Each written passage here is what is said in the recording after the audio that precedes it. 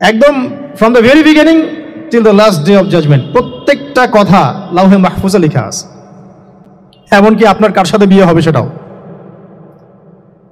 কয়টা বাচ্চা কাচ্চা হবে সেটাও। তাই এত অস্থির হওয়ার দরকার নাই, রিজিকে যা আছে আসবে ইনশাল্লাহ। লেখা যদি হয়ে থাকে আসবে না, আসবে ইনশাল্লাহ, সবর। তো এই জন্য মুমিনদেরকে বলা হয়েছে তোমরা কখনো হতাশ হবে না, কারণ তাকদীর লেখা হয়ে গেছে, হতাশ হওয়ার কোনো কারণ নাই। একটা প্রবণতা আমরা সমাজে দেখছি, ইয়াং জেনারেশনকে আমরা নসিহত করবো যে ভুলেও নিজের জীবনকে বিসর্জন দিতে যাবেন না। আল্লাহ রাব্বুল আলামিন আপনাদেরকে সৃষ্টি করেছেন তার ইবাদত করার জন্য এবং তার জমিনে তার দিনটাকে প্রতিষ্ঠা করার জন্য। হেলায় খেলায় আপনার জীবনটা নষ্ট করবেন না, ঠিক আছে ভাই? আল্লাহ বোঝার তৌফিক দান করেন। তো কলম সৃষ্টি করার পরে কিয়ামত পর্যন্ত সব লেখা হয়ে গেছে। এখন আমাদের এই পৃথিবীতে তো মানুষ ছিল না, ছিল?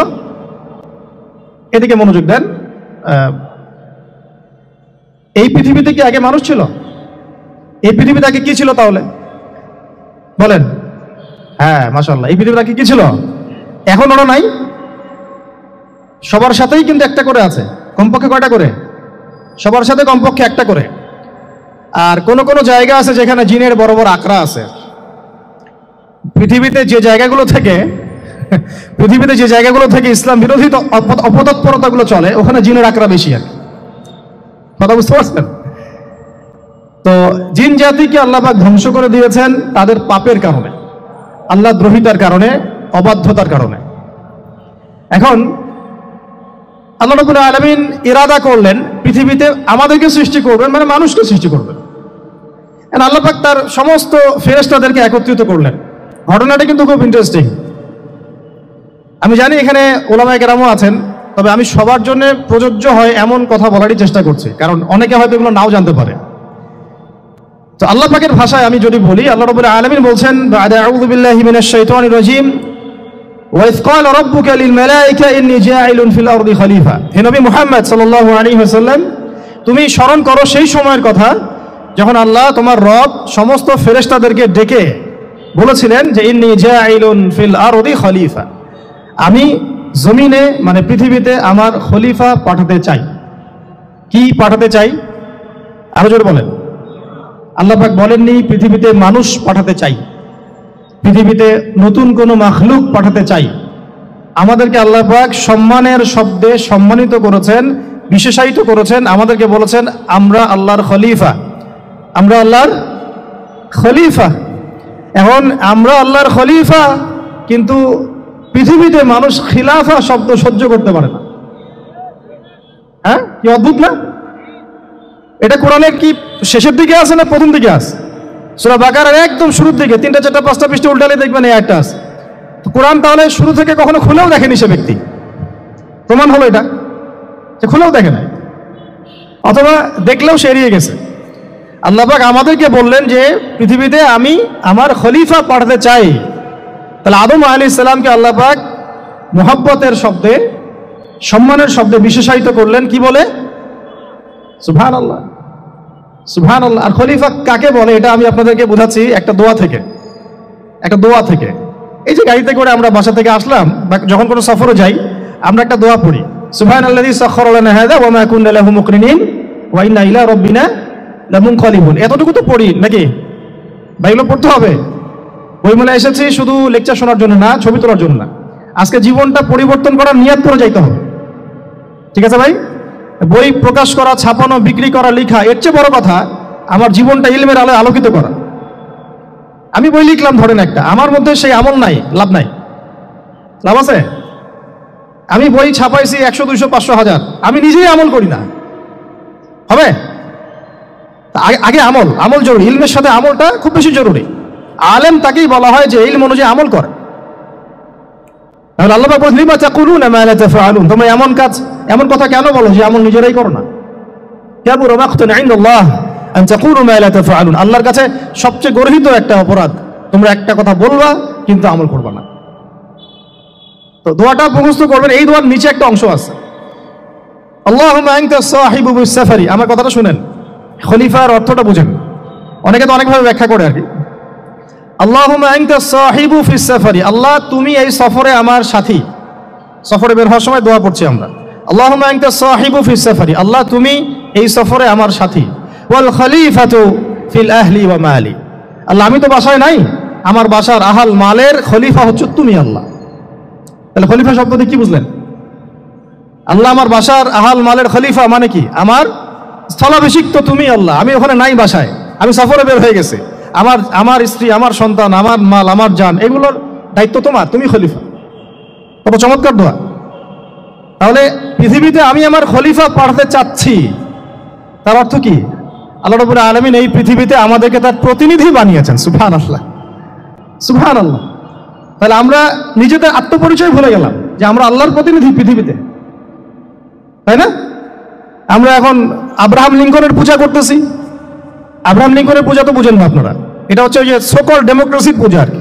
আল্লাহ পাক বলছেন ওয়াল্লামা আদামাল আসমাআ কুল্লাহা, আল্লাহ বলছেন আমি আদমকে এই মহাবিশ্বের যত নাম আছে, নাউন্স, ইসম, সব শিক্ষা দিয়েছি। সুবহানাল্লাহ। এই মহাবিশ্বের যত নাম, এখানে ইসম শব্দের অর্থ কিন্তু জ্ঞান। ইসম মানে কি? এখানে জ্ঞান। মহাবিশ্বের যে জ্ঞানগুলো আছে, এই জ্ঞানগুলো আল্লাহ পাক আমাদের আদি পিতাকে শিক্ষা দিয়েছেন। আমাদের আদি পিতাকে আল্লাহ নিজে শিক্ষা দিয়েছেন। সুবহানাল্লাহ। সৃষ্টিগতভাবে আমরা জ্ঞানী ছিলাম না, আল্লাহ পাক আমাদেরকে জ্ঞান শিক্ষা দিয়েছেন। আমরা ফিলোসফির বইগুলো খুললে দেখবেন ওখানে বুদ্ধিবাদ নামে একটা মতবাদ আছে। মানে তারা বলে যে মানুষ সৃষ্টিগতভাবেই একজন বুদ্ধিদীপ্ত প্রাণী। এটা ভুল কনসেপ্ট। সৃষ্টিগতভাবে আমাদের মধ্যে জ্ঞান ছিল না, আল্লাহ পাক আমাদেরকে জ্ঞান শিক্ষা দিয়েছেন। কথা বুঝতে পারছেন? একটা মতবাদ তাদের আছে অভিজ্ঞতাবাদ, মানে মানুষ অভিজ্ঞতা থেকেই শিখে। আরেকটা আছে সমন্বয় মতবাদ, আপনারা তো এগুলো অনেকে পড়েছেন হয়তো। এর বাইরে যে একটা মতবাদ আছে যে আল্লাহর পক্ষ থেকে ওহী ভিত্তিক মানুষ জ্ঞান শিখে, এই মতবাদ কোনো দার্শনিকের বইয়ে স্থান পেল না। কি আফসোস, কি আফসোস। অথচ মুসলিম ঘরের দার্শনিক তারা। আমরাও পড়েছি ভাই 4 বছর এই কারণে গেলে। কি আফসোস, আল্লাহ পাকের ওহীর পক্ষ থেকে যে জ্ঞান আসতে পারে এইটা কনসেপ্টই নাই। অথচ এখানে কোরআনে আল্লাহ পাক বলছেন ওয়াল্লামা আদামাল আসমাআ কুল্লাহা, আমি আল্লাহ আদমকে সমস্ত নাম শিক্ষা দিয়েছি। সুবহানাল্লাহ। এরপরে এই যে জ্ঞান আদম আলাইহিস সালামকে আল্লাহ পাক শিক্ষা দিলেন, এর ফলশ্রুতিতেই আল্লাহ পাক বললেন যে ওয়াইজ কুলনা লিল মালাইকা উসজুদু লি আদম, হে ফেরেশতারা তোমরা এখন আদমকে সিজদা করো। কি ফেরেশতাদেরকে দিয়ে আল্লাহ পাক আমাদের পিতাকে সিজদা করালেন কিসের মানদণ্ডে? কিসের কারণে? জ্ঞানের কারণে। জ্ঞানের কারণে ফেরেশতাদেরকে আল্লাহ পাক বললেন যে এই নামগুলো বলে দাও তো তোমরা। তারা বলতে পারলো না। তারা বলল লা ইলম আল্লাহুম্মা লা ইলমা লানা ইল্লা মা আল্লামতানা, আল্লাহ আমাদের তো সেই জ্ঞান নাই, শুধু ওইটুকু জ্ঞান আছে যা আপনি আমাদেরকে শিখিয়েছেন। তখন আল্লাহ পাক বলেছিলেন যে আমি যা জানি তোমরা তা জানো না, আমি কি বলি নাই যে আমি আসমান জমিনের গায়েবের সব খবর জানি? তখন আল্লাহ বললেন যে তোমরা সবাই সিজদা করো আদমকে। তাহলে আমাদের পিতাকে খলিফা করা হলো, জ্ঞান শেখানো হলো, আল্লাহ পাক নিজে শেখালেন, ফেরেশতার মণ্ডলীদের দিয়ে সিজদা পর্যন্ত করালেন। কিসের মানদণ্ডে? আরো আসতে বলেন। জ্ঞানের মানদণ্ডে। এখন যদি আমরা একটু প্রশ্ন ছুড়ে দেই নিজ নিজ বিবেকে, আমরা কি সেই ওহীর 10টা সূরাও শিখেছি? 10টা পারা কি পড়া হয়েছে কখনো? 10টা সূরারও কি অর্থ জানি? অনেকে তো 10টা আয়াতের অর্থ জানি না। আমরা কি সেই ওহীর 10টা হাদিস শিখেছি? তাহলে আমরা কোথায় সম্মান খুঁজতেছি? পশ্চিমাদের কাছে? বলেন। সত্যি সবচেয়ে আফসোস লাগে আমার একটা জিনিস, যে মুসলিমরা আমরা এখন আমাদের আত্মপরিচয় ভুলে যাচ্ছি, আর আল্লাহ পাক আমাদেরকে যেখানে সম্মান রেখেছেন ওইখানে সম্মান না খুঁজে আমরা অন্যের দাসত্বের সম্মান খুঁজতেছি। আল্লাহ আমাদেরকে বোঝার তৌফিক দান করেন। এটা অজ্ঞতার কারণে হচ্ছে। আমাদের কাজ তাদেরকে সচেতন করা বা তাদেরকে মেসেজ পৌঁছে দেয়া। আমরা উগ্র পন্থা অবলম্বন করব না, আমরা হিকমার সাথে প্রজ্ঞার সাথে মানুষকে বোঝানোর চেষ্টা করব। এগুলো বোঝানোর অংশ। এখন আচ্ছা আরেকটা কথা আপনাদেরকে বলি, একটা কথা মাঝখানে মিস হয়ে গেছে। এই যে আল্লাহ পাক আমাদেরকে খলিফা করে পাঠিয়েছেন, খলিফার কাজ কি? প্রশ্ন না? আমাদের কাজ কি তাহলে? এই কাজটা আল্লাহ পাক আবার ব্যাখ্যা করেছেন সূরা সদের মধ্যে। কোন সূরায়? সূরা সদ। সদ নামে একটা সূরা আছে, সূরা ইয়াসিনের আগে পরে পাবেন। তো এখানে আল্লাহ পাক আরো একজন নবীকে তার খলিফা বলেছেন। সেই নবীর নাম দাউদ আলাইহিস সালাম। কি নাম? আর দাউদ আলাইহিস সালাম কিন্তু এই জেরুজালেম থেকে, যেখানে এখন ওই জায়নিস্টরা বোম্বিং করে আর কি, নিরীহ মুসলিমদেরকে হত্যা করে বিগত 70 বছর থেকে। ওই জেরুজালেম থেকে কিন্তু দাউদ আলাইহিস সালাম বিশ্ব শাসন করেছিলেন। তার পরবর্তীতে তার সন্তান সুলাইমান আলাইহিস সালামও কিন্তু ওখান থেকেই বিশ্ব শাসন করেছিলেন। আর এখনকার বনু ইসরাইল দাবিদার এই জায়নিস্টরা, তারাও কিন্তু ওই ফিকিরই করছে, ওখান থেকে তারা বিশ্ব শাসন করতে চায় এবং তারা মনে করে তাদের একজন মাসিহ আসবে, সেই মাসিহ আসলে তারা বিশ্ব শাসন করবে। আমরা সেই মাসিহের নাম জানি মাসিহুদ দাজ্জাল। কি নাম? এই দাজ্জালকে ওরা ওদের সত্য মাসিহ মনে করে, আমরা জানি হচ্ছে মিথ্যা ভণ্ড প্রতারক মাসিহ, অথচ ওরা মনে করে এটা হচ্ছে সত্য মাসিহ। এই জায়গায় তারা ধোঁকা খাচ্ছে। অথচ সত্য মাসিহ হচ্ছেন ঈসা আলাইহিস সালাম, যিনি আবার শেষ জামানায় আসবেন এবং তার হাতেই এই মাসিহুদ দাজ্জাল মারা যাবে এবং তারপরে পুরো বিশ্বে আবার ওই খিলাফা কায়েম হবে, ওই যে খলিফা, ওটা সারা বিশ্বে কায়েম হবে। এই টাউন হলও বাদ যাবে না ইনশাআল্লাহ। এটা মানুষ মানতে চাচ্ছে না, কিন্তু মানুষ না মানলে কি, আল্লাহ পাকের নকশায় সব আঁকা আছে কখন কি হবে। কে কে কল্পনা করেছিল যে আজকে আপনারা বসে এখানে দিনের আলোচনা করবেন? হ্যাঁ, কল্পনা করা যায় তো? যে শব্দগুলো আপনারা বলছেন এগুলো বললেই তো নাই, গায়েব। এখন বলছেন, কেউ কি কল্পনা করেছিল যে হঠাৎ করে এমন একটা সময় চলে আসতে পারে? কেউ কিন্তু কল্পনা করেনি, আল্লাহ পাকের নকশায় ছিল। এখানে আমাদের একটা আফসোসের কথা, এখানে মাস্টারমাইন্ড আল্লাহ রাব্বুল আলামিন। প্রকৃত মাস্টারমাইন্ড কে? আমরা ক্রেডিট নেওয়ার প্রতিযোগিতায় ব্যস্ত হয়ে আছি এখন, কার কত ক্রেডিট নেওয়া যায়। এখানে একক ক্রেডিট পাওয়ার যোগ্য কেউ না, সমস্ত ক্রেডিট কার? আল্লাহ রাব্বুল আলামিন। এটা আল্লাহর সাথে গাদ্দারি করতে যায় না, তাহলে ভুলে যান। কারণ আমি বারবার বলেছি আপনাদেরকে, কোরআন থেকে একটা শিক্ষা আমরা শিখেছি, একটা কওম যখন মাজলুম থাকে, দুর্বল মাজলুম জুলুমের শিকার হচ্ছে, আল্লাহ পাক সেই কওমটাকে বাঁচান, কোনো না কোনো একজন ত্রাণকর্তাকে পাঠান, কোনো একটা সূরতে আল্লাহ পাক সেই কওমকে বাঁচায় দেন। আবার যদি এই নিয়ামতটা পাওয়ার পরে ওই কওম আবার এই জুলুম শুরু করে, আবার আল্লাহ দ্রোহিতা শুরু করে, আল্লাহ পাক তার চেয়ে বড় জালেম চাপাই দিবে। কথা বুঝতে পারছেন? আল্লাহর সাথে গাদ্দারি করতে চাই না, আল্লাহ পাক আমাদেরকে বোঝার তৌফিক দান করেন।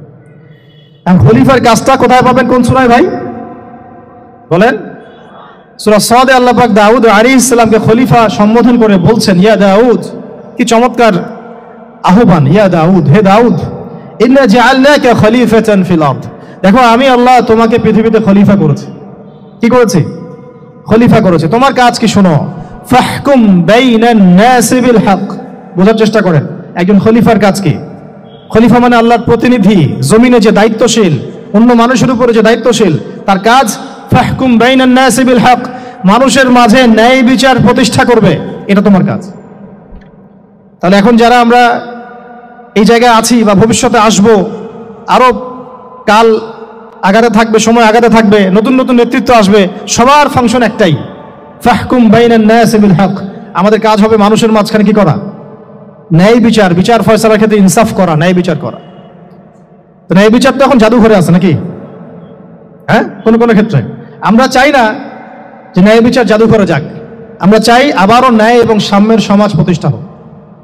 ইনশাআল্লাহ এরপর থেকে আমরা কোনো অন্যায় সহ্য করব না, ইনশাআল্লাহ এরপর থেকে আমরা কোনো জল্লাদতন্ত্র কায়েম করতে দিব না, আমাদের যা আছে তাই নিয়ে প্রতিবাদ হবে ইনশাআল্লাহ। কারণ এখনকার প্রজন্ম প্রতিবাদের ভাষা বুঝে। এখন যদি আপনারা আবার সেই প্রাচীন জুলুমের তন্ত্রে মন্ত্রে ফিরে যান, তাহলে আল্লাহর গজব চলে আসবে, বড় গজব। তো খলিফার কাজ কি ভাই? কি কাজ বললাম বলেন? মানুষের মাঝখানে ন্যায় বিচার প্রতিষ্ঠা করা। আচ্ছা, আরো আছে, আরো আছে, আয়াত শেষ হয় নাই। আল্লাহ পাক বলছেন, ওয়ালা তাত্তাবিউল হাওয়া, ন্যায় বিচার করতে গিয়ে নিজের দাসত্ব মানে প্রবৃত্তির অনুসরণ করো না। ন্যায় বিচার করতে গিয়ে নিজের প্রবৃত্তির অনুসরণ করো না, মন গড়া বিধানের অনুসরণ করো না। আমার মামা, আমার চাচা, আমার খালু পার করে দিও না। প্রবৃত্তির অনুসরণ মানে কি? মন যাচাই তাই করো না। ন্যায় বিচার করতে গিয়ে আল্লাহ পাকের বিধান মেনে চলো। কারণ সূরা মাইদাতে আল্লাহ পাক বলেছেন, আয়াত নাম্বার 44, 45, 47, ওয়ামান লাম ইয়াহকুম বিমা আনজালাল্লাহ ফাউলাইকা হুমুল কাফিরুন। যারা আল্লাহ পাকের হুকুম অনুযায়ী বিচার ফয়সালা করে না, তারা কাফির। 45-এ গিয়ে আল্লাহ বলছেন, ওয়ামান লাম ইয়াহকুম বিমা আনজালাল্লাহ ফাউলাইকা হুমুল ফাসিকুন। যারা আল্লাহ পাকের বিধান অনুযায়ী বিচার ফয়সালা করে না, এরা ফাসিক, পাপাচারী। 47 নম্বর আয়াতে গিয়ে আবার বলছেন, ওয়ামান লাম ইয়াহকুম বিমা আনজালাল্লাহ ফাউলাইকা হুমুজ জালিমুন। যারা আল্লাহর হুকুম বিধান অনুযায়ী বিচার ফয়সালা করে না, এরা জালেম। তো কাফেরও বলেছেন আল্লাহ, ফাসিকও বলেছেন, জালেমও বলেছেন। তাহলে বিচার ফয়সালা করার ক্ষেত্রে আল্লাহ পাকের বিধানকে সর্বোচ্চ অগ্রাধিকার দিতে হবে, নিজের প্রবৃত্তির অনুসরণ করা যাবে না। যদি করে তাহলে কি হবে? ইউদিল্লাকা আন সাবিলিল্লাহ, তাহলে এটা তোমাকে আল্লাহর রাস্তা থেকে সরাই নিয়ে যাবে। এর ফলে কি হবে? জেনে রেখো, ইন্নাল্লাযীনা ইউদিল্লুনা আন সাবিলিল্লাহ লাহুম আযাবুন শাদীদ বিমা নাসু ইয়াউমাল হিসাব। এটা পরের আয়াত। নিশ্চয়ই যারা আল্লাহ পাকের সরল পথ থেকে বিচ্যুত হয়ে গেছে তাদের জন্য কাল কিয়ামতের মাঠে আছে আযাবুন শাদীদ। আযাবুন শাদীদ মানে কঠিন কঠিন যন্ত্রণাদায়ক শাস্তি, এই কারণে যে তারা কিয়ামতের দিনটাকে ভুলে গিয়েছে। শাদীদ এর অর্থটা কি এটা বোঝার জন্য আপনাকে সূরা হাদীদ পড়তে হবে। কোন সূরা? আসলে কোরআনের আয়াতগুলো হচ্ছে আকাশের তারার মতো। তারা দেখবেন আকাশের, তারা দেখাও সুন্নত। ইসলাম তো রসকসহীন ধর্ম না রে ভাই, সবকিছুই আছে এখানে। আসলে আমরা জানি না বলে আমরা মনে করি যে এখানে কোনো বিনোদনই নাই, তাই না? এই গান বাজনা না করলে কি হয়, মন শান্তি হয়, এরকম একটা ভাব। যদি আপনি কোরআনের ভিতর ঢুকে যান, আপনার হৃদয়ে এমন নূর আসবে, এমন তৃপ্তি আসবে যে ওগুলো আপনার শুনতে ইচ্ছা করবে না, আপনি কান বন্ধ করে ফেলবেন, নিজেই বলতেই হবে না। এখন কিছু নতুন ইসলামিস্ট আসছে, তারা এগুলোকে ইসলামের অন্তর্ভুক্ত বলে মনে করার দাবি করতেছে, যে এগুলো তো নিষেধ নাই, এগুলো তো নিষেধ করা হয় নাই। কতটুকু জানেন ইসলাম সম্পর্কে আপনি? না জেনে কেন কথা বলেন? নবী সাল্লাল্লাহু আলাইহি ওয়াসাল্লাম রাস্তা দিয়ে হাঁটছেন, ওই সময় তো অনেক পূজা অর্চনা ইত্যাদি হতো মক্কায়, তো এখানে ঢাক ঢোলের শব্দ আসছে। নবী সাল্লাল্লাহু আলাইহি ওয়াসাল্লাম নিজের 2 আঙ্গুল কানের মধ্যে ঢুকিয়ে দিলেন, দিয়ে পাশে একজন সাহাবী তাকে জিজ্ঞাসা করছেন হাঁটতে হাঁটতে হাঁটতে হাঁটতে, তুমি কি এখন আওয়াজ শুনতে পাচ্ছ? সাহাবী বলেন, না ইয়া রাসূলুল্লাহ, এখন আওয়াজ শুনতে পাচ্ছি না। তখন তিনি হাত কান বের করলেন। এটা নবীর সুন্নত। আর আমরা নবীর সুন্নতকে উল্টাই দিছি কিভাবে দেখেন, আমাদের কানেই এখন ইয়ারফোন। উনি যেটা শুনে কান বন্ধ করতেন ওইটা আমরা কানে ঢুকা রাখছি একেবারে। আল্লাহ আমাদেরকে বোঝার তৌফিক দান করেন। দেখেন আমরা তো সবাই পাপী। আমার মনে হয় না আমরা কেউ নবী সাল্লাল্লাহু আলাইহি ওয়াসাল্লামের সুপারিশ ছাড়া পার পাবো, এমনটা মনে হয় না আমাদের। সবাই পাপী, আপনি আমি আমরা সবাই। তো সেই যে নবীর সুপারিশ আমরা প্রত্যাশা করছি, সেই নবীর সুন্নতকে যদি এইভাবে অবজ্ঞা করতে থাকি তাহলে কি সুপারিশ পাবো ভাই? কি মনে হয় আপনাদের? অ্যাটলিস্ট সুন্নতকে তো সম্মান করতে হবে নাকি? আল্লাহ বোঝার তৌফিক দান করেন, আমিন। তাহলে যেটা বলছিলাম যে আল্লাহ পাকের বিধান অনুযায়ী বিচার ফয়সালা করতে হবে, এটা খলিফার কাজ। ন্যায় বিচার করতে হবে মানুষের মাঝখানে, এবং নিজের প্রবৃত্তির অনুসরণ করা যাবে না, তাহলে আল্লাহর পথ থেকে দূরে সরাই দিবে। এখানেই বললাম শাদীদ বুঝতে গেলে আপনাকে কোন সূরা পড়তে হবে? সূরা হাদীদ। আকাশের তারার কথা কেন বললাম? যে আকাশের তারাগুলো যদি মেলাতে পারেন দেখবেন বিভিন্ন শেপ তৈরি হয়। প্রত্যেকটা তারার অবস্থানের গাণিতিক একটা ব্যাখ্যা আছে। যারা অ্যাস্ট্রোনমি নিয়ে পড়াশোনা করেন তারা জানেন, এগুলা সবাই জানবেন না। প্রত্যেকটা তারাকে আল্লাহ পাক এত সূক্ষ্মভাবে স্থাপন করেছেন যে যদি একটু সামান্য একটু ডানে বামে এগুলো সরে যায়, মহাবিশ্বের এই স্থিতিশীলতা নষ্ট হয়ে যাবে। এবং এটার কসমও আল্লাহ পাক কোরআনে করেছেন সূরা ওয়াকিয়ার মধ্যে। কোন সূরা? সূরা ওয়াকিয়াতে আল্লাহ পাক বলেছেন, ফালা উকসিমু বিমাওয়াকিইন নুজুম, আমি তারার অবস্থান স্থলের স্থিতির কসম করে বলছি। আল্লাহ পাক এর কসম করেছেন। কত গুরুত্বপূর্ণ জিনিস, ঠিক আছে? তো পরেরগুলো বললাম না। সূরা হাদীদ কেন পড়বেন? সূরা হাদীদ আল্লাহ পাক বলেছেন যে ওয়ানজালনাল হাদীদা ফীহি বাসুন শাদীদ। এই যে শাদীদ বুঝাতে গিয়ে হাদীদে আসছে। আল্লাহ পাক বলছেন যে আমি আল্লাহ পৃথিবীতে আসমান থেকে লোহা নাজিল করেছি। অবাক করার বিষয় না? লোহার খনি খুঁজতেছেন আপনারা মাটির নিচে, তাই না? আল্লাহ পাক বলছেন আমি লোহা নাজিল করেছি। আনজালনা, ঠিক যেমন ইন্না আনজালনাহু ফী লাইলাতুল কদর, আমি লাইলাতুল কদরে কোরআন নাজিল করেছি, আসমান থেকে নাজিল হয়েছে, তাই না? এরকমই ওয়ানজালনাল হাদীদা, আমি হাদীদ লোহা নাজিল করেছি। ফীহি বাসুন শাদীদ, যে লোহার মধ্যে আছে কঠিন শক্তি আছে না? আয়রন যে অণু পরমাণুগুলো, এগুলোর শক্তি সবচেয়ে বেশি না? কেমিস্ট্রিতে আপনারা পড়েছেন।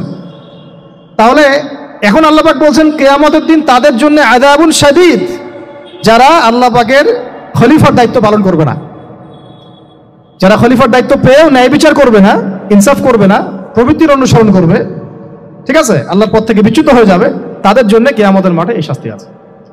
তাহলে আমরা কি খলিফা শব্দ বুঝতে পারলাম? আমাদের পিতা যে খলিফা, এটা কি বুঝতে পারলাম? তাহলে এখন বলেন তো, প্রত্যেক নবী কি আল্লাহর খলিফা ছিলেন না? ছিলেন কি না? প্রত্যেক নবী কি আল্লাহর বিধান দিয়ে বিচার ফয়সালা করেন নাই? মানুষের মাঝখানে ইনসাফ করেন নাই? ন্যায় বিচার প্রতিষ্ঠা করেন নাই? এরপরে সাহাবায়ে কেরামের যুগে তারা কি ন্যায় বিচার প্রতিষ্ঠা করেন নাই? তাহলে হঠাৎ করে কি হলো বিশ্ববাসীর মধ্যে যে একেবারে কোরআন হাদিস এই মৌলিক বিষয়গুলো এগুলো সব পাশ কাটিয়ে আমরা মানব রচিত বিধানগুলোর দিকে চলে গেলাম? রহস্যজনক না বিষয়টা? এটা হচ্ছে দাজ্জালীয় একটা শাসন আসতেছে সামনে। দাজ্জাল নিজেকে খোদা বলে দাবি করবে, সে সমস্ত মানব জাতিকে বুঝাবে যে সেই খোদা, নাউযুবিল্লাহ। সে অনেক ভেলকি দেখাবে, মানুষকে তার দিকে টেনে নিয়ে আসবে, এমনকি সে এক হাতে জান্নাত এক হাতে জাহান্নাম নিয়ে ঘুরবে। নবীজি বলেছেন যে তার জান্নাতে প্রবেশ করবে ওটাই তার জাহান্নাম, আর যে তার জাহান্নামে প্রবেশ করবে সেটাই হচ্ছে জান্নাত। তাহলে পুরো বিশ্ববাসীকে আল্লাহ থেকে দূরে সরিয়ে একটা গডলেস ওয়ার্ল্ডে রূপান্তরিত করার একটা তৎপরতা চলছে, লক্ষ্য করতেছেন না? এটা মূলত আপকামিং যে দাজ্জালীয় সভ্যতার ভবিষ্যৎবাণী নবীজি করেছেন, এই দিকেই ওয়ার্ল্ড যাচ্ছে আস্তে আস্তে আস্তে আস্তে ওই দিকে যাচ্ছে। তবে নবীজি এটাও বলেছেন সাল্লাল্লাহু আলাইহি ওয়াসাল্লাম যে আমার উম্মতের মধ্যে একটা তয়ফা, একটা দল, কিছু মানুষ সব সময় হকের উপর অটল থাকবে ইনশাআল্লাহ, কিন্তু তাদের সংখ্যা হবে খুব কম। এখন আমাকে আপনারাই বলেন যে ওই হকের উপর অটল থাকতে হলে আমার সেই জ্ঞান লাগবে কি লাগবে না? বলেন। যেই জ্ঞান আমাদের পিতাকে শেখানো হয়েছে, দেখবেন প্রত্যেকটা মানুষের মধ্যে কিছু প্রতিভা আছে, সৃজনশীলতা আছে, আছে না? একটা বুদ্ধিদীপ্ত একটা তাড়না মানুষের ভিতরে কাজ করে। এটা কোত্থেকে আসছে জানেন? আমাদের পিতার ডিএনএ থেকে আসছে। আমাদের পিতার ডিএনএ থেকে, আমরা কিন্তু সবাই তার সন্তান। এরপরে পৃথিবীতে মানুষ পাপাচারে যখন লিপ্ত হলো প্রচন্ড রকম, তখন নূহ আলাইহিস সালামকে আল্লাহ পাক পাঠান এবং তিনি প্রায় 950 বছর দাওয়াতের কাজ করলেন। 40টা বা 80টা পরিবার ইসলাম কবুল করলো। তখন আল্লাহ পাক এই মুমিনদেরকে বাদ দিয়ে সবাইকে গারদ করে দিলেন, ধ্বংস করে দিলেন। মানে আমরা যারা পৃথিবীতে এখন বেঁচে আছি, যে আপনি আমি, আপনাদের নাম আমি জানি না, আমরা যারা বেঁচে আছি, আমরা কিন্তু কোনো না কোনো ভাবে ওই 40 বা 80 পরিবারের সন্তান। আমরা আত্মীয়, কিন্তু আমরা সবাই কিন্তু আত্মীয়, জানেন? 40টা বা 80টা পরিবার বাদ দিয়ে বাকি সব মানুষকে আল্লাহ পাক ধ্বংস করে দিয়েছিলেন নূহ আলাইহিস সালামের মহাপ্লাবনে। ঘটনা জানেন না? 40 বা 80টা পরিবারকে বাদ দিয়ে বাকি সবাইকে আল্লাহ পাক ধ্বংস করেছেন ওই মহাপ্লাবনে। তাহলে এখন এই বিশ্বে যত মানুষ আছে তারা কয়টা পরিবারের সন্তান? ওই 40-80। আমরা কোনো না কোনো ভাবে একে অপরের আত্মীয় হই। মুসলিম অমুসলিম সবাই, মুসলিম অমুসলিম সবাই। আমরা যে অসাম্প্রদায়িকতার কথা বলি না, এই শব্দটাকে ভালো অর্থে নেওয়া যায়। কি অর্থে? অন্যান্য ধর্মাবলম্বী মানুষ যারা, তারা তাদের ধর্ম স্বাধীনভাবে পালন করবে, কোনো সমস্যা নাই, আমরা তাদের এই কাজে বাধা দিতে যাব না। একইভাবে আমরা আমাদের ধর্ম স্বাধীনভাবে পালন করব, তারা এখানে কোনো বাধা দিতে পারবে না। সিম্পল। তারা তাদের উৎসব তাদের মতো পালন করবে, আমরা আমাদের উৎসব আমাদের মতো পালন করব। না আমি মূর্তি পাহারা দিতে যাব, আর না আমি মূর্তি ভাঙতে যাব। সিম্পল। আমি পাহারাও দিতে যাব না, ভাঙতেও যাব। সিম্পল। আমরা কি কুরবানিতে তাদেরকে বলতে পারবো ভাই আসেন আমার বাসায় দাওয়াত খান? এটা হয় কখনো? লাকুম দীনুকুম ওয়ালিয়া দিন। আপনাদের দিন আপনাদের, আমাদের দিন আমার। সিম্পল। এই অর্থ ঠিক আছে, কিন্তু সব ধর্ম মিলে যে নতুন ধর্ম বানানোর চেষ্টা করা হচ্ছে বাংলাদেশে, এটা ঠিক নাই। এটা শুভঙ্করের ফাঁকি। সব ধর্ম মিলে নতুন ধর্ম করার কোনো সুযোগ নাই। আমরা সবাই এক পরিবারের সন্তান। এখন আমাকে বলেন, নূহ আলাইহিস সালামের একটা ছেলে ছিল, নাম জানেন? কি নাম বলেন? কে? না না, মাশাআল্লাহ। কয় ছেলে ছিল তার? হ্যাঁ না, মূলত 4জন সন্তান থেকে বড় বড় 4টা গোত্র সৃষ্টি হয়েছে। শাম এক সন্তানের নাম কি? এটাকে কেন্দ্র করে এই যে কন্টিনেন্টে, পুরো আরাবিয়ান কন্টিনেন্টে যত মানুষ তার বংশধর। ঠিক আছে? হাম একটা সন্তানের নাম হাম। এখান থেকে আফ্রিকার যে কালো কালো মানুষগুলো সব তাদের বংশধর। একটা হচ্ছে ইয়াফাস, ইউরোপিয়ান যারা সাদা চামড়া, সব এদের বংশধর। আরেকটা যে কেনান। এই ছেলেটা কি বলেছিল?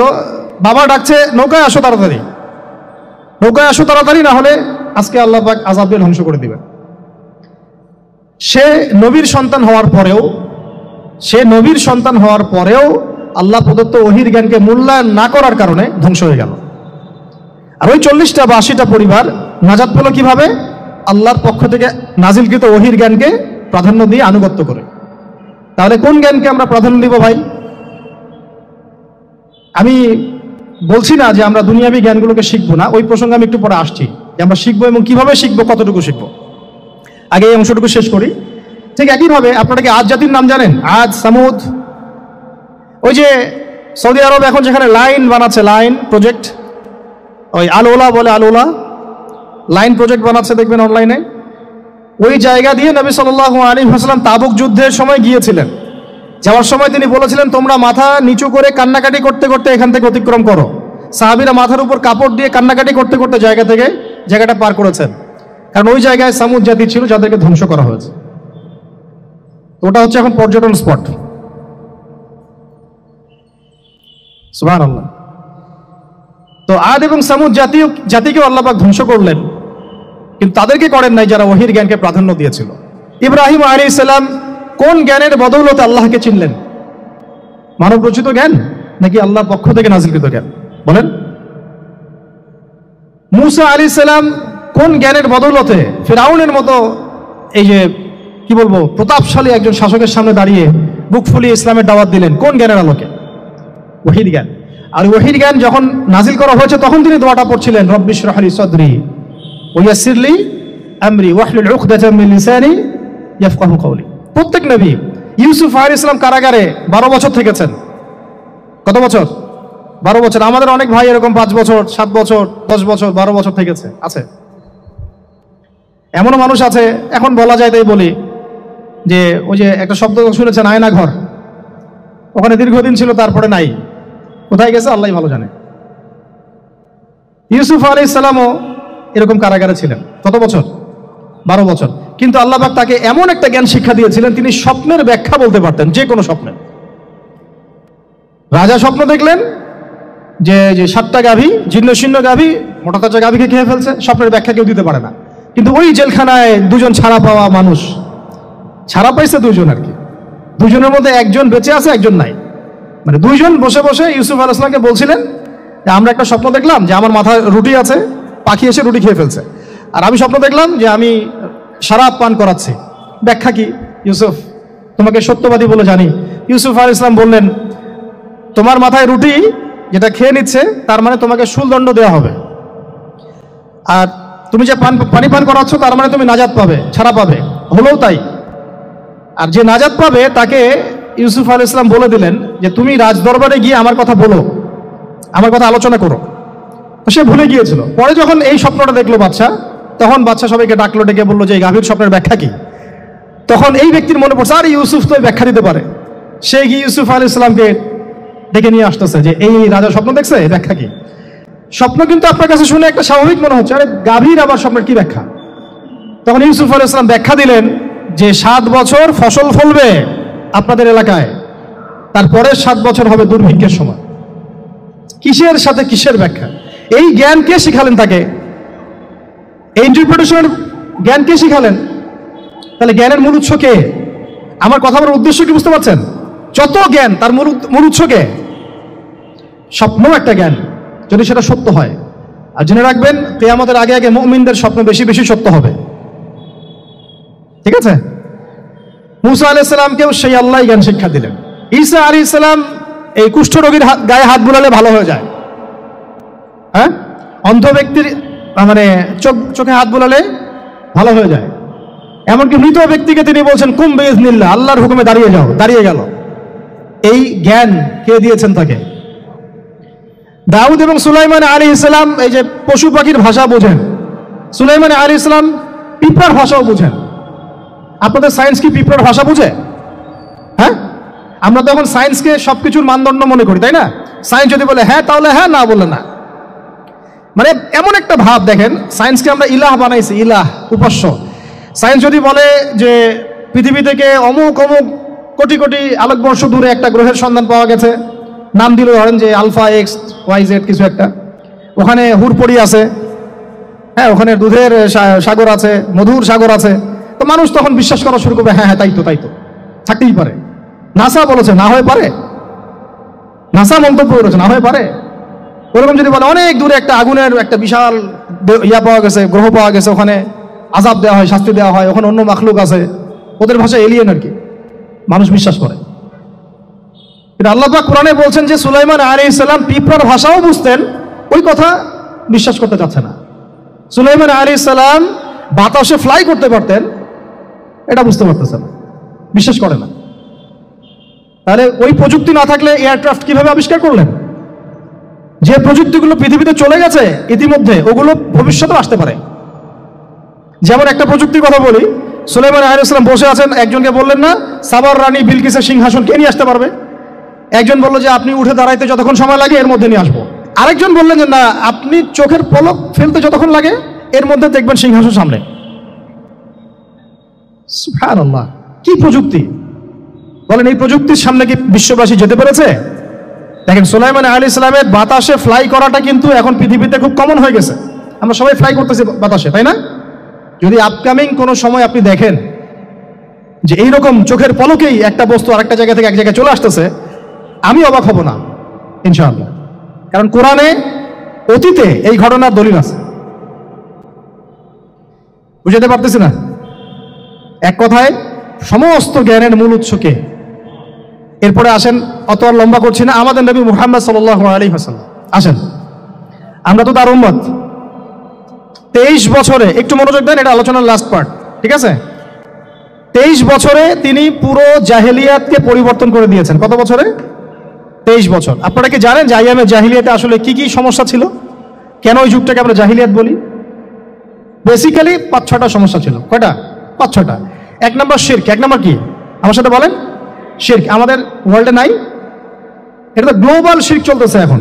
শুধু ধর্মীয় শিরক চলতেছে না, কিন্তু এখন শিরক হচ্ছে পলিটিক্সে, শিরক হচ্ছে ইকোনমিক্সে, শিরক এডুকেশনেও আছে, শিরক কালচারের মধ্যেও আছে। কথাগুলো বুঝতে হবে একটু গভীরভাবে। তখন সমস্যা ছিল রিবা, সুদ। এখন নাই।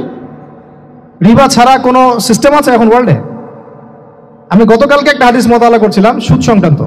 নবীজি বলেছেন সাল্লাল্লাহু আলাইহি ওয়াসাল্লাম যে একটা যুগ আসবে সামনে, সুদবিহীন কোনো মানুষই চলতে পারবে না। যে চলতে চাইবে তার গায়েও সুদের ছিটা ফোটা গিয়ে লাগবে। আসে নাই সেই যুগ? সুবহানাল্লাহ, কিভাবে তিনি এত স্পেসিফিকলি কথাগুলো বলতে পারেন? নিশ্চয়ই তিনি এমন একজন সত্তার কাছ থেকে জ্ঞান পেয়েছেন যিনি সব জানেন, অতীত বর্তমান ভবিষ্যৎ, তাই না? এমনকি নবীজি বলেছেন ইমামুল মাহদির সময় যে 10 জন ঘোড়সাওয়ার বের হবে এবং তারা গিয়ে খোঁজ নিতে যাবে যে দাজ্জাল বের হয়েছে কিনা, নবীজি বলছেন আমি সেই 10 জনের নামও জানি, তাদের বাবার নামও জানি। সুবহানাল্লাহ, সুবহানাল্লাহ। কিয়ামতের মাঠে আলী রাদিয়াল্লাহু আনহু, আবু বকর রাদিয়াল্লাহু আনহু, ওমর, উসমান রাদিয়াল্লাহু আনহুম আজমাইন, তাদের হিসাবটা কেমন হবে ওইটাও নবী সাল্লাল্লাহু আলাইহি ওয়াসাল্লাম আগেই বলে দিয়েছেন। সবচেয়ে দ্রুত হিসাব হবে এই উম্মতের আলী ইবনে আবি তালিব রাদিয়াল্লাহু আনহু। যাবেন, বেরোবেন, শেষ। কি মানুষ, তার জীবনীটা পড়ে দেখবেন। আমি শেষের দিকে বলে দিব আপনাদেরকে আজকে, এবং এটা রেকর্ডেড থাকবে, ইনশাআল্লাহ অনলাইনে দিয়ে দিব, যে আপনারা কোন কোন সাবজেক্টের বই কিনবেন। বই মেলা তো শুধু মানে আসলেন একটা র্যান্ডমলি বই কিনলেন এমন না, টপিক ধরে ধরে সাবজেক্ট ওয়াইজ বই কিনতে হবে, ঠিক আছে ভাই? বই কেনার পিছনে টাকা পয়সা খরচ যদি না করেন, মানে দিনের জন্য অর্থ ব্যয় করার মানসিকতা না থাকে, এলেম পাওয়া যাবে। অনেক মুহাদ্দিস নিজের গায়ের জামা খুলে দিয়ে পর্যন্ত বই নিয়ে বাসায় গিয়েছে, জানেন? তাদের সমস্ত সম্পত্তি বিক্রি করে দিয়েছেন বই কেনার জন্য। আজকে সকালে আমাদের এক ভাই মোজাকারা করছিলেন যে আমারই এক ওস্তাদ, বাংলাদেশে অনেক বরেণ্য একজন আলেমে দিন, প্রবীণ আলেমে দিন, তার কথা আলোচনা হচ্ছিল যে তিনি কিতাব পড়তে হঠাৎ একটা কিতাব তিনি খুঁজে পাচ্ছেন না। তো ছাত্রদেরকে পাঠালেন যে খুঁজে নিয়ে আসো তো, কোথায় আছে? কেউ খুঁজে পায় না। তিনি নাকি ওযু করে এসে নামাজ, 2 রাকাত নামাজ পড়ে বাচ্চার মতো হাউমাউ করে কান্নাকাটি শুরু করলেন, আল্লাহ আমার সেই কিতাব কোথায় গেল, আমার কিতাবটা এনে দাও। তলাবুল ইলম কাকে বলে দেখেন? ইলমের তালেব, ইলমের ছাত্র কাকে বলে? এই যে ইলমের ছাত্র, আমরা কি ছাত্র হইতে পারছি? একটা বইয়ের দাম যদি দেখি 100 টাকা, বাস আমাদের গায়ে লাগে। 100 টাকা দিয়ে তো আপনার গার্লফ্রেন্ডকে নিয়ে বসতে গায়ে লাগে না, বসলে তো 500 টাকা চলে যায়। জিনা থেকে বাঁচতে না পারলে কলবে আল্লাহ নূর আসবে না। আল্লাহ পাক আমাদের কথাগুলো বোঝার তৌফিক দান করেন, আমিন। জিনা, আবার বলছি, জিনা থেকে বাঁচতে হবে, অন্যথায় কলবে নূর আসবে না। আল্লাহ পাক আমাদেরকে বোঝার তৌফিক দান করেন, আমিন। কোথায় ছিলাম ভাই? বলেন। 1 নাম্বার কি ছিল? শিরক। 2 নাম্বার রিবা, সুদ। ওইটা বলতে গিয়ে হাদিসটা কথা বলেছিলাম। এই সুদটা কি এখন বেশি না কম? এখন সুদ মানুষ খাচ্ছে, যুক্তিও দিচ্ছে যে এই যুগে এখন সুদ না খাইলে কি চলে? একদিন একটা মসজিদে বয়ান করছিলাম, তো মসজিদে বয়ানের মাঝখানে একজন দাঁড়ায় গেল, দাঁড়ায় আমাকে বলছে যে ওস্তাদ হুজুর বুঝলাম আপনার সব কথা ঠিক আছে, এখন আমার 1 লাখ টাকা ধার লাগবে, আমি কোত্থেকে নিব? বলেন আসলে উত্তর দিবেন কি? হ্যাঁ, সুদের ক্ষতিকর বিষয়গুলো যেমন বলতে হবে, সুদবিহীন ব্যাংকিং সিস্টেম এবং অর্থনৈতিক ব্যবস্থাও তো চালু করতে হবে। সেটা কি? সেটা হচ্ছে যাকাত। সেটা কি? যাকাত, সাদাকা এবং কর্জে হাসানা। এগুলো তো চালু করছি না আমরা শুধু কথা বলছি তাত্ত্বিক যে সুদ হারাম। আমিও তো অনেক জায়গায় বলছি, কারণ বলতে হচ্ছে, না আপনার জানাতে তো হবে। সুদের পাপের সবচেয়ে নিম্ন শাখা হচ্ছে মায়ের সাথে জিনা করা, সর্বোচ্চ শাখা হচ্ছে আল্লাহ এবং তার রাসূলের সাথে যুদ্ধ করা। একটা হাদিস বুখারীতে এরকম আসছে, বুখারীতে কি তিরমিজিতে, আমি রেফারেন্সটা ভুলে যাচ্ছি, তবে হাদিসটা সহিহ। নবী সাল্লাল্লাহু আলাইহি ওয়াসাল্লাম বলেছেন, যে ব্যক্তি 1 দিরহাম সুদ খায় সে যেন 36 বার জিনা করল। আর আপনারা তো জানেন, এটা আমার বলার দরকার নাই, 4 শ্রেণীর মানুষকে নবীজি অভিশাপ দিয়েছেন, যে নিজে খায়, তারপরে যে সুদ দেয়, যে লিখে রাখে, যে সাক্ষী থাকে। তা আমি বলতে যাচ্ছি, আইয়ামে জাহিলিয়াতে এই সুদটা ছিল, আমাদের এই বর্তমান ওয়ার্ল্ড অ্যাফেয়ার্সে নাই। বাংলাদেশ একটা কান্ট্রি হিসেবে চিন্তা করবেন না, আপনি গ্লোবালি চিন্তা করবেন, কারণ এখন একটা দেশ স্বতন্ত্রভাবে চলতে পারে না। ওয়ার্ল্ড ব্যাংকের সাথে আপনাকে ডিল করতে হবে, IMF এর সাথে। আমি যদি প্রেসিডেন্ট হই তা আমাকে করতে হবে, আপনি হলে আপনাকে করতে হবে। কথা বলে তো শুধু কথা বলে লাভ নাই, আপনার বিকল্পটা কি? আসলে বিকল্প ব্যবস্থাটা কি? এটা তো মূল কথা। ইকোনমিক্স নিয়ে কতগুলো কিতাব আছে এখানে, ইসলামিক ইকোনমিক্স নিয়ে আমরা কতগুলো কিতাব ছাপাইছি, বর্তমান ওয়ার্ল্ড অ্যাফেয়ার্স নিয়ে আমরা কতগুলো কিতাব ছাপাইছি। নবী সাল্লাল্লাহু আলাইহি ওয়াসাল্লাম বলেছেন, শেষ জামানার সবচাইতে আমার উম্মতের উপর ভয়াবহ ফিতনা হচ্ছে, কি নাম বলেন? এখন আপনি আমাকে মাদ্রাসার পুরো সিলেবাসে কন্টেন্ট ফ্যাকাল্টি দেখেন, আছে কয়টা কিতাব আছে? সবচেয়ে ভয়াবহ ফিতনা নবীর মুখে, নিজের মুখে বলা, সবচেয়ে ভয়াবহ, এর চেয়ে ভয়াবহ কোনো ফিতনা আসে নাই, আসবেও না। তো এখন আপনি আমাকে বলেন যে এই ফিতনা সংক্রান্ত কতগুলো কিতাব আপনার কাছে আছে বাসায়, বলেন। তাহলে গ্যাপস আছে না আমাদের মধ্যে, গ্যাপস ফিল আপ করতে হবে। কথাগুলো বলার উদ্দেশ্য হচ্ছে গ্যাপসটা ফিল আপ করা। তো এই রিবার সমস্যাটা এখনো আছে। আল্লাহ পাক আমাদেরকে রিবা মুক্ত জিন্দেগি দান করেন, আমিন। এবং আমি রিকোয়েস্ট করব বিনয়ের সাথে যে আমাদের ঊর্ধ্বতন কর্তৃপক্ষ যারা আছেন, শুধু একটা কাজ করেন না, একটা কাজ একটা বছর করেই দেখেন না কি হয়। প্রত্যেকটা মুসলিম, অমুসলিমদের কথা বলছে না, যেহেতু এটা খিলাফা স্টেট না, সেহেতু অমুসলিমরা এখানে জিজিয়া দিবে না। খিলাফা স্টেটে অমুসলিমরা জিজিয়া দেয়, এটা তো খিলাফা স্টেট না, এটা তো ডেমোক্রেটিক স্টেট এবং সেকুলার স্টেট। শুধু মুসলিমদের কাছ থেকে যাদের নিসাব পরিমাণ সম্পদ হয়েছে জাকাত দেয়ার, সবার কাছ থেকে রাষ্ট্রীয়ভাবে বাধ্যতামূলক জাকাত নেন, দেখেন না অর্থনীতি সচল হয় না। একটা বছর নিয়ে দেখেন না কি হয়। কেউ এই উদ্যোগ গ্রহণ করতে পারতেছে না, কেন হচ্ছে না আমরা বুঝতে পারতেছি না। কর্জে হাসানার এনজিও চালু করা যায়, আমরা অনেক সংগঠন করছি, সোশ্যাল, অরাজনৈতিক ইত্যাদি রাজনৈতিক, আমরা ইকোনমিক এনজিও খুব একটা করতে পারছি না। কিন্তু এই জায়গাগুলো দখল করে ফেলছে, দেখেন কারা কারা, নাম বলতে চাচ্ছি না। এবং যারা দখল করছে তারা কিন্তু এখন রাষ্ট্রের অনেক বড় বড় জায়গায় হস্তক্ষেপ করতেছে। ইভেন ট্রান্সজেন্ডারের মধ্যে ইস্যু কিন্তু তারা ঢুকাই দিচ্ছে ভিতরে, ঢুকায় নাই? উত্তরবঙ্গ জুড়ে, পুরো উত্তরবঙ্গে ঘুরে আসেন, দেখেন কাদের তৎপরতা বেশি। নীলফামারীতে সফর করে দেখলাম যে ওখানে একটা গ্রামের মধ্যে 24টা এনজিও কাজ করতেছে, সুদী সব। তারপরে মানুষ তামাক চাষ করে খাচ্ছে। একটা দল দাবি করতেছে নবী সাল্লাল্লাহু আলাইহি ওয়াসাল্লাম ছাড়াও আরো নাকি নবী আসতে পারেন, নাউযুবিল্লাহ। এবং ওই যে মির্জা গোলাম আহমেদও তাদের অন্তর্ভুক্ত। মানুষ ওই দলের নাম লেখাচ্ছে চাকরির জন্য, ব্যবসা করতেছে তারা দেশের মধ্যে। তাহলে ভাই, শুধুমাত্র তাত্ত্বিক কথাবার্তা না, আমাদের সংগ্রামটা কিন্তু বহুমুখী। শুধু ইলম অর্জন তো একটা বেসিক জিনিস, এই বেসিকটাই এখনো হচ্ছে না আমাদের। ইলম অর্জনটা বেসিক জিনিস, এটাই হচ্ছে না। এরপরে আপনার অর্থনীতি সমৃদ্ধ করা, সংস্কার করা, সমাজ সংস্কার করা, রাজনৈতিক অঙ্গনগুলোর মধ্যে যে অরাজকতা, এগুলোকে সংস্কার করা, কত কাজ আমাদের। কিন্তু আমরা কিন্তু একটা জায়গাতেও স্থির নাই। ইভেন একটা মাসালাতেও আমরা এক জায়গায় আসতে পারতেছি না, ঐক্যবদ্ধ হতে পারতেছি না। আমরা খুবই ব্যাকডেটেড চিন্তা করতেছি এই জায়গাতে। অথচ আমাদের উচিত ছিল এই প্রবলেমগুলোকে আরো 30-40 বছর আগেই সলভ করা। তাহলে এখন হয়তো আপনি ভালো কিছু পেতেন। আমাকে একটা প্রতিষ্ঠান দেখান যেখানে নুরানি থেকে নিয়ে, মানে নুরানি থেকে দাওরা বা ক্লাস নার্সারি থেকে মাস্টার্স, এরকম সিলসিলায় ইসলামিক শিক্ষা এবং জেনারেল শিক্ষাকে একত্রিত করে একটা সিলেবাস মেনটেন করে পড়ানো হচ্ছে। আমাকে কয়েকটা প্রতিষ্ঠানের নাম বলেন, আমি ওখানে আমার মেয়েকে ভর্তি করাবো। আমাকে দেন, রেডিমেড দেন, আমার ছেলেকে ভর্তি করাবো।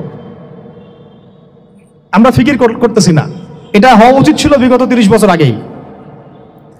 আমি আপনাদেরকে বলি যে প্রকাশনা সংস্থার ভাইরা আছেন অনেকে এখানে, ধরেন আমাদের রংপুরের কোনো ভাই আপনাদেরকে পুরো 1 বিঘা জমি দিল, বা ধরেন 5 বিঘা জমি দিয়ে দিল, ঠিক আছে? আর আমরা সবাই মিলে দেশবাসীর কাছ থেকে টাকা কালেক্ট করে একটা কনস্ট্রাকশন দাঁড় করে প্রতিষ্ঠান দাঁড় করালাম, একেবারে অনার্স মানে নুরানি থেকে নিয়ে, মানে প্লে গ্রুপ থেকে নিয়ে মাস্টার্স, এরকম ফ্যাকাল্টি আর কি করলাম। এখন ভাই আপনারা যারা বই প্রকাশ করতেছেন, আমাকে কি আপনারা বই দিতে পারবেন? প্রত্যেকটা ক্লাসে আমি কোন কোন বই পড়াবো পারবেন?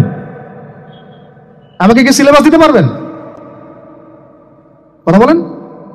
প্লে গ্রুপে কোন কোন বই পড়াবো আমাকে দেন, নার্সারিতে দেন, STD 1-এ দেন, 2-তে দেন, 3-তে দেন, 5-এ দেন, এভাবে আপনি আমাকে ক্লাস 10 পর্যন্ত দেন।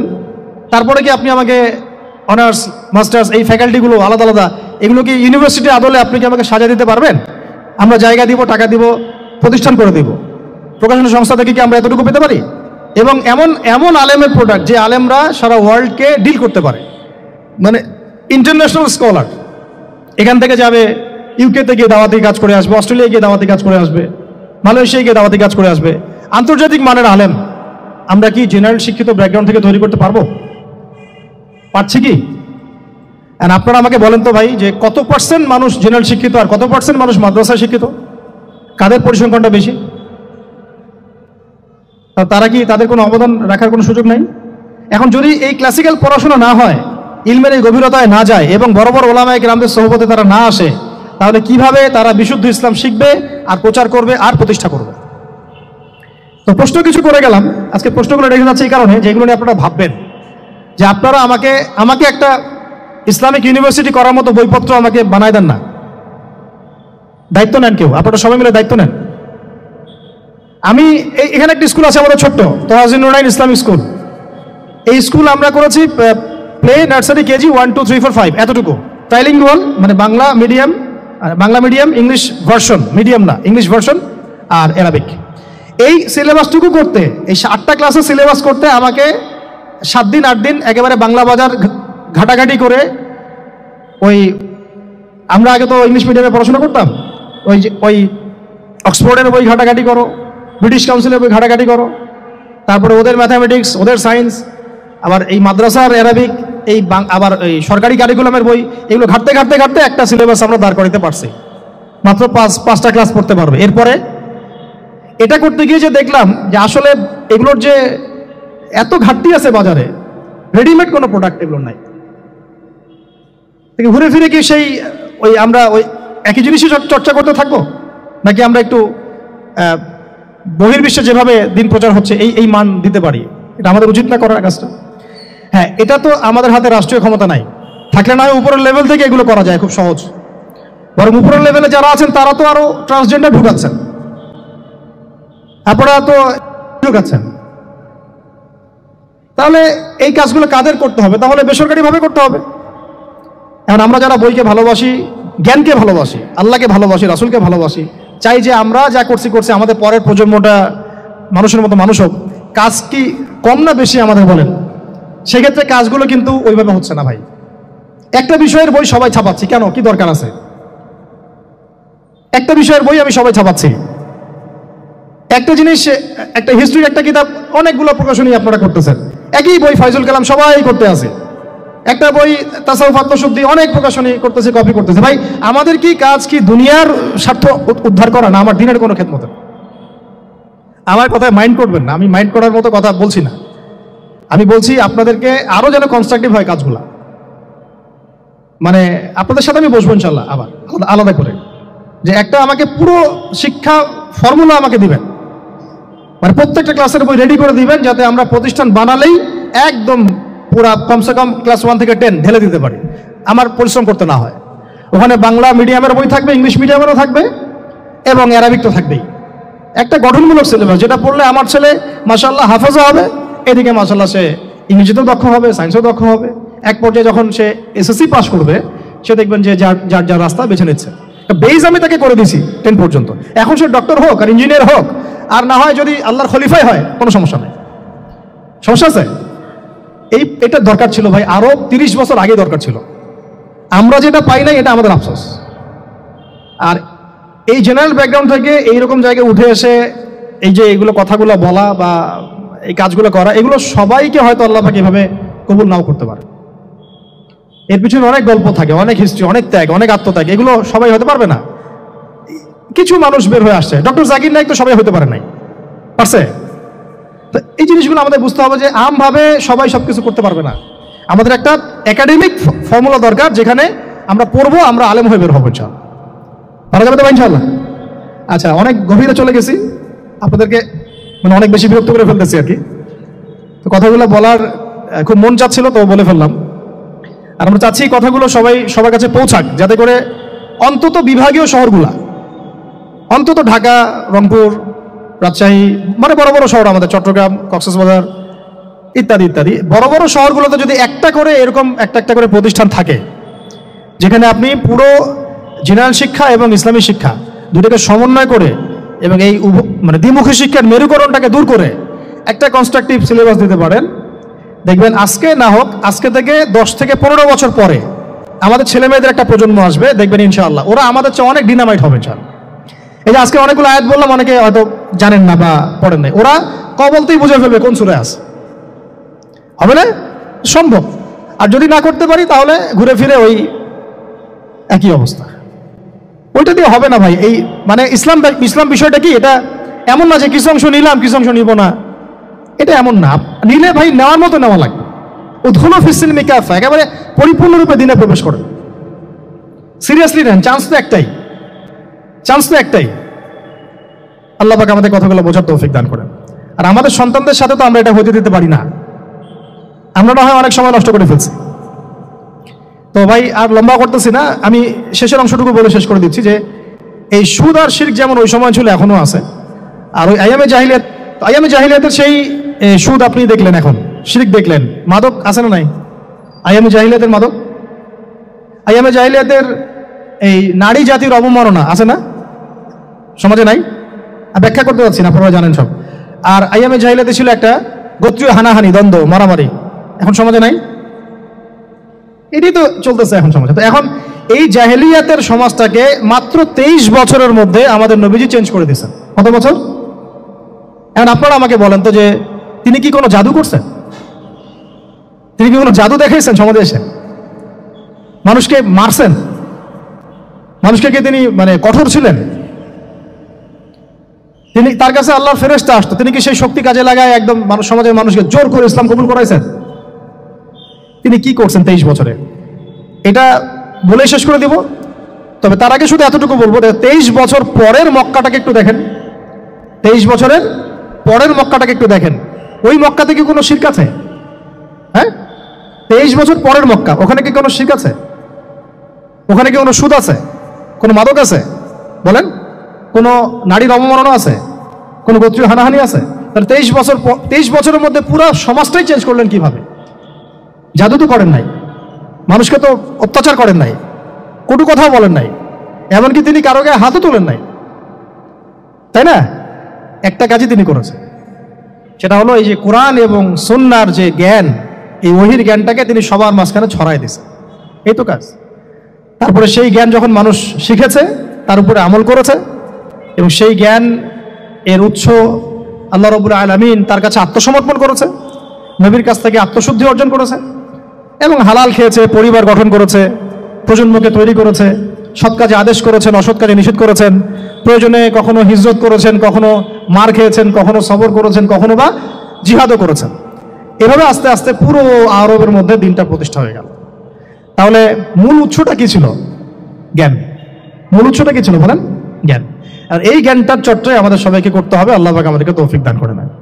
এর চর্চা করতে গেলে আমাদের সমাজে এখন দুটো রাস্তা, এর বাইরে আপনি কোনো রাস্তা দেখবেন না, হয় মাদ্রাসা ব্যাকগ্রাউন্ড অথবা জেনারেল ব্যাকগ্রাউন্ড। এই তো সমন্বিত কোনো প্রচেষ্টা খুব বেশি দেখা যাচ্ছে না। আজকে আবার কথা বলার মধ্যে একটা অন্যতম একটা গুরুত্বপূর্ণ পার্ট হচ্ছে সমন্বিত প্রচেষ্টা এখন থেকে নেওয়া উচিত। এতে আপনারা এগ্রি করেন না করেন না? যদি এগ্রি করেন তাহলে প্রত্যেকটা জায়গায় এরকম কিছু কিছু প্রতিষ্ঠান গড়ে তোলার চেষ্টা করেন। ইনশাআল্লাহ আজকে না হোক, আজকে থেকে 10-15 বছর পরে ফলাফল পাওয়া যাবে ইনশাআল্লাহ। ঠিক আছে ভাই? আল্লাহ পাক আমাদেরকে বোঝার তৌফিক দান করেন। শেষ করার আগে খালি কয়েকটা সাবজেক্ট বলবো। এখন যারা জেনারেল স্টুডেন্ট, আপনাদের তো মাদ্রাসা যাওয়ার কোনো সুযোগ নাই, বা গেলেও আপনারা একাডেমিক্যালি পড়তে পারেন না।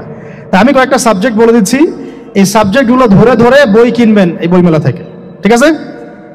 অন্তত প্রত্যেকটা সাবজেক্টের একটা করে বই কিনবেন। রাজি আছেন? রাজি নাই? অন্তত প্রত্যেকটা সাবজেক্টের একটা করে বই কিনবেন। সাবজেক্ট 1 নাম্বার হচ্ছে আল কোরআন। 1 নাম্বার কি? আপনাকে কোরআন তেলাওয়াত করা শিখতে হবে। কোরআন তেলাওয়াত শেখার কি বই আছে খুঁজে বের করেন। আর এটা একা শিখতে পারবেন না, এটা নিয়ে গিয়ে কোনো ওস্তাদের কাছে বসে পড়তে হবে। এটা খুব খেয়াল রাখবেন আপনারা, একা একা বই পড়ে কখনো আলেম হয়ে যাওয়া যাবে না, বরং তখন বিভ্রান্ত হওয়ার সুযোগ বেশি থাকবে। বই থাকবে, এটা আপনার গাইডেন্স, কিন্তু আপনার একজন মুরব্বী আলেম লাগবে। যে কোনো কাজ মুরব্বীদের সাথে মাশওয়ারা না করে করলেই সমস্যা। কারণ আমরা তো দিন সম্পর্কে তেমন কিছু জানিই না রে ভাই। সমুদ্রে ডুব দিলে বুঝবেন যে গভীরতা কত বেশি। এখন আমরা ডুবই দেই নাই, এই জন্য মনে হয় যে আমি সবই জানি। ঠিক আছে? ডুব না দিলে আমার কাছে মনে হয় যে আমি তো সবই জানি। ডুব দিলে বুঝবেন যে আপনি কিছুই জানেন না, আমি কিছুই জানি না। 1 নাম্বার সাবজেক্ট ভাই কোরআনের তেলাওয়াত শিখতে হবে। রাজি আছেন তো ইনশাল্লাহ? তাহলে এই বইগুলো কিনেন। 2 নাম্বার হচ্ছে এই কোরআনের মানে ব্যাকরণ শেখার বইগুলো কিনবেন। কোরআনের ব্যাকরণ শেখার আরবি ভাষা সাহিত্যের বই কিছু কিনবেন। এই বইগুলো আপনাকে ওস্তাদদের কাছে গিয়ে পড়তে হবে, ঠিক আছে? এরপরে কিনবেন কোরআনের কিছু তাফসির, সহজ। মনে করেন একটা তাফসির নেন সহজ। কেউ মারিফুল কোরআন কিনেছেন, হয়তো কেউ সহজে অনুবাদ হয়েছে জালালাইন একটা কিনেছেন, কেউ হয়তো তাওজিহুল কোরআন কিনেছেন। একটা তাফসির বাসায় রাখেন অন্তত, ঠিক আছে? এটা হলো 3টা। 4 নাম্বার হচ্ছে হাদিসের অন্তত একটা বই কিনেন আজকে। হাদিসের সহজ কিতাব কিনবেন। অনেকে দেখা যায় যে ভাই একেবারে হেদায়েত পেয়ে সহিহ বুখারী নিয়ে বসে যান। একেবারেই গলত কাজ আপনার, এটা একেবারেই গলত কাজ। সহিহ বুখারী পড়তে গেলে 12 বছর সময় লাগে মানুষের। ওই লেভেলে যাইতে একটা মানুষের 12 বছর সময় লাগে। ওটা সবার প্রথমে ওটা খুললে তো আপনি হাদিস বুঝবেনই না, মনে হবে যে হাদিস কোরআনের সাথে সাংঘর্ষিক, এরকম মনে হবে। সহজ থেকে এক লাফে কি আমরা ক্লাস 10-এ যাই? আগে তো ক্লাস 1-এ ভর্তি হয়েছেন, তাহলে হাদিসের শাস্ত্রে আসছেন, আগে বুখারী ধরতে গেলেন কেন? সবার আগে আপনি মৌলিক কিছু হাদিসে আরবাইন কিনেন, ফাজুল কালাম কিনেন। আস্তে আস্তে আপনি বুলুগুল মারামে যান, রিয়াদুস সালিহিনে যান, মিশকাতে যান। আস্তে আস্তে আপনি তিরমিজি নাসাই করতে করতে সহিহ বুখারীতে যাবেন, সমস্যা নাই, ঠিক আছে? হাদিস আরেকটা বললাম, কটা হলো? 4টা 5টা। হ্যাঁ, আগে বল কি? কোরআন, আরবি ভাষা সাহিত্য, তারপরে তাফসীর আর হাদিস। 4টা বলেছে। 5 নাম্বার হচ্ছে সিরাত। 5 নাম্বার কি? নবীর জীবনী যে পড়ে নাই সে নবীকে চিনে না। নবীর জীবনী না পড়লে না কোরআন বুঝতে পারবে না আর হাদিস বুঝতে পারবে। তো নবীর জীবনের অন্তত একটা বই কিনে যান এখান থেকে, অন্তত একটা। 60টা কি 70টা নবীর জীবনী আছে এই বইমেলাগুলোতে, খুলে দেখেন। আমার কাছে সবগুলোই আছে। এই চট্টগ্রামে ভাইরা যখন ছিলেন লালখানে কয়দিন আগে, আমি ভাইদের কাছ থেকে বই কিনেছি, নিজে কিনেছি প্রায় 70,000 টাকার একদিনেই। আর ওনারা আমাকে হাদিয়া দিয়েছেন মনে হয় আরো 30,000 টাকার হবে। তো এক পুরো বই ব্যাগ গাড়ি ভর্তি। তো প্রায় 60, আমি গুনে দেখলাম যে প্রায় 50 থেকে 60টা সিরাতের কিতাব আছে বাজারে। একটা তো কিনেন, অন্তত একটা সিরাতের কিতাব তো অন্তত কিনেন। তারপরে ইসলামের ইতিহাসের বই কিনেন। 6 নাম্বার ইসলামের ইতিহাসের বই কিনেন।